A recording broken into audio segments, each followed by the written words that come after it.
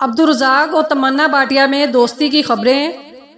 بھارتی فلموں کی معروف اداکارہ تمنا بھاٹیہ، جو ہندی، تامل اور تیلگو فلم انڈسٹری میں اپنی بہترین کارکردگی کے لیے پہچانی جاتی ہیں، ایک بار پھر اپنی ذاتی زندگی کے حوالے سے خبروں میں ہیں۔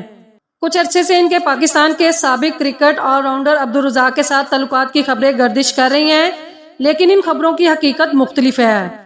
عبدالرزاق اور تمنا بھاٹیہ کی ایک تصویر، جس میں وہ دونوں ایک جیولری کی دکان میں موجود تھے، سوشل میڈیا پر وائرل ہوئی تھی۔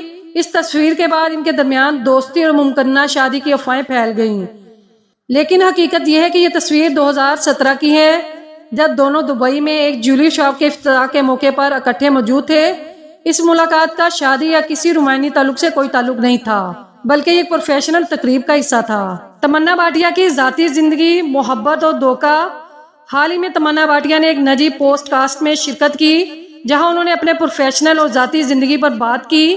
اداکارہ نے اپنے دل ٹوٹنے کے تجربات کا ذکر کیا اور بتایا کہ وہ 2 بار اس دردناک عمل سے گزری ہیں، جو ان کی ذاتی ترقی کے لیے بہت اہم ثابت ہوئے۔ تاہم انہوں نے ان افراد کے نام ظاہر نہیں کیے جنہوں نے انہیں محبت میں دھوکہ دیا تھا۔